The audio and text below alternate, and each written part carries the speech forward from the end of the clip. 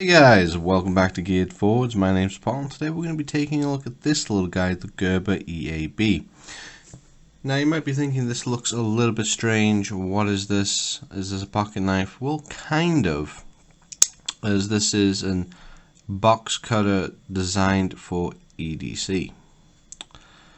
So let's jump into it and take a look at this quite interesting and useful little product. So first of all, we can see that it does have a nice pocket clip. It does carry exceedingly deep, and it is quite a nice pocket clip. I do enjoy using this as the method of carry rather than putting it in a bag or something. It just clips quite nicely, and it is thin enough and short enough that it will go in the fifth pocket of some jeans quite nicely. Opening it up, you can see that it is kind of a liner lock arrangement. Now, one thing that is going to be a recurring theme about this particular product, something you have to understand, is that this is cheap. Really in both senses of the word. It is both extremely inexpensive. You can pick these up for well under $20 and it comes with a blade. But also that the construction is also not exactly the top tier you might want or expect sometimes. So we'll try and zoom in and show you. This is, I believe, basically just cast with polished outsides. And you can see that a little bit better. We'll take a look at the inside there. The tolerances, fit and finish of these is not particularly high, however neither is the price, and I think that's personally okay. I don't feel remorseful about beating this up at all because it's not the nicest of things to begin with.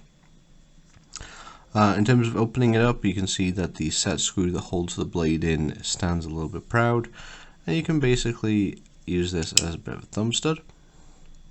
Once open, you do get this little choilish area where you can choke up.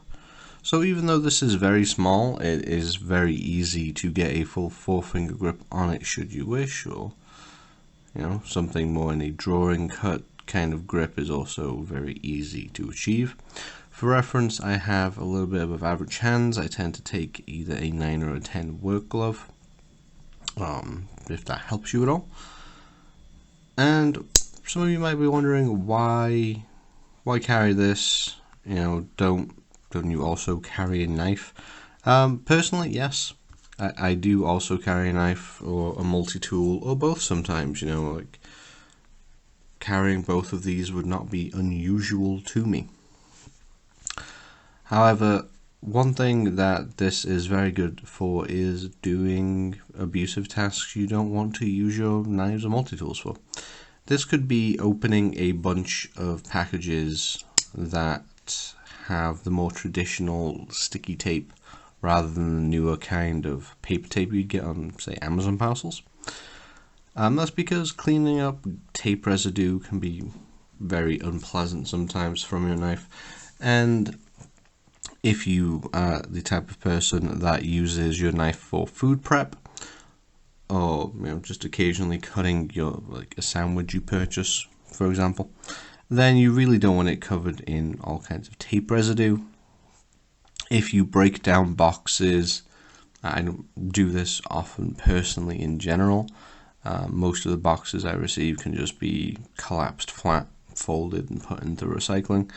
However, if you do break down boxes by cutting them into strips or what have you, I would much rather use a disposable blade that I can flip around, replace, that I don't care about, rather than a knife that I'm then going to have to sharpen. I understand that some people enjoy using a knife for this kind of task. All the power to you. I'm not going to necessarily dull my knife doing something like that. It's just my personal opinion. And of course, there are some people that just carry this kind of thing as their everyday knife.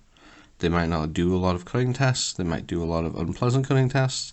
They might not want to spend much and might not want to learn how to sharpen or have to send the knife off for sharpening, at which point something like this is a very tempting proposition. So let's get a little bit of weight and then we'll go into some size comparisons.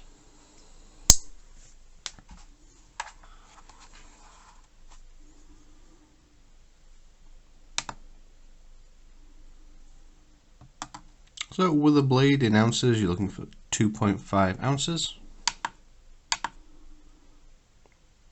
or about 71 grams. It is definitely a very dense unit. It does feel quite heavy for its size. That's because this is all, I believe, stainless construction. Yeah, I believe stainless construction. And it's just incredibly dense. Again, like that wide pocket clip is going to be heavier than some slimmer arrangements. The liner lock is quite, it's going to be much heavier than just using a frame lock or something like that. So this is not large in practice. This will disappear into the fifth pocket of your jeans. This is, put this next to a classic just to illustrate that. This is not a large tool. However, because of its construction, it is a very heavy tool. Throw a 91 millimeter Swiss Army knife next to it, and a 93 millimeter Pioneer, along with an 84 millimeter Cadet. Now, if you are interested in saving a bit of weight, then they do make a skeletonized version of this called EAB Light. It's just going to have some cutout holes to reduce weight. I personally don't like how that one looks. Then if you don't like how something that you carry and use on a day-to-day basis looks, then it can make it just an unpleasant experience to actually use. So personal preference, but I don't like how that particular skeletonizing looks. However, if you are trying to save as much weight as possible, or you just find this a little bit unpleasant or unwieldy in the hands just because it is so dense, then the EAB Light might be for you. I do believe that model is slightly more expensive due to the additional machining. So in terms of how do you change the blade, again, it's just this little set screw there. And again, because this is a box cutter, and as you can see, part of the blade is obscured here, you do have the option of, if you're out and about, or just don't have any blades available, you can just flip this around. That'll give you a good fresh tip and beginning part of the blade, and you're probably not using this much at the back anyway. In terms of changing it, it's just a simple flathead screw. You can use a Swiss Army knife when you're out and about, multi-tool like a Leatherman, or if you're near a shop or just a toolkit, you can just use a dedicated flathead. That's going to be a little bit too small. Oh, there we go. Because the screw does stand proud and it is only a flathead, it's quite easy to slip out of it sometimes. But once that is out, you can quite easily just take the blade out. So, standard utility blade, that means that if you want, you can go with whatever you prefer. I know some people like the Lennox brand in the US, partially because they are US made.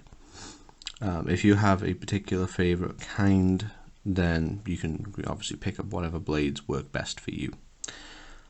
As I said, like once it's removed, you can just go ahead and flip it round. And this is just a bit of a sandwich construction. Slip it back in, and that notch just lines up, like so. And once it's in there, you just want to drop your set screw back in.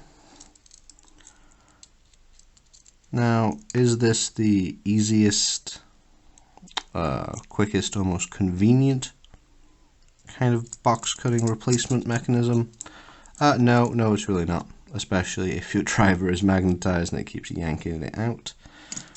But again, it's just a flathead. You can easily do it. You could probably do this with a coin as well if you really wanted to. There we go. So once it's locked in place, there's no play whatsoever in terms of the blade being held, in terms of the pivot to the actual holder itself. Now that I perceive a little bit of wiggle because I'm really going at it, but it's not something that would really come up whilst you're using it, particularly as you're likely to be holding this portion. So would I recommend this? Yes, actually I would, particularly because of the lower price. Now if you want something a little nicer or a little fancier, perhaps, the sky's really the limit nowadays in terms of box cutters. If you want something with a little bit more practicality, a little bit of easier blade holding, perhaps additional blade storage, then the Milwaukee Fastback does offer quite a lot of those things at a reasonable price as well. However, I do believe it is still going to run a bit more than this guy. If you are somebody that prefers everything be in titanium or a little bit fancier, then of course we do have the quite old and famous at this point Rexford Rut design, I think it's the Big Idea TPT and the TPT Slide. Really, if you want to spend more money or you just want something a little fancier, nowadays in the EDC community you can most always do that regardless of what category of item you're looking at. But if you're just looking for a cheap little box cutter, and I personally do like the design of this one, both in terms of the ergonomics and just how it looks, I find it quite pleasant when it's folded up, then this is a great option for you. So I can most definitely recommend this without worrying that I'm going to send you to a dud. Just again, know what you're getting yourself in for. The build quality is not going to be the best.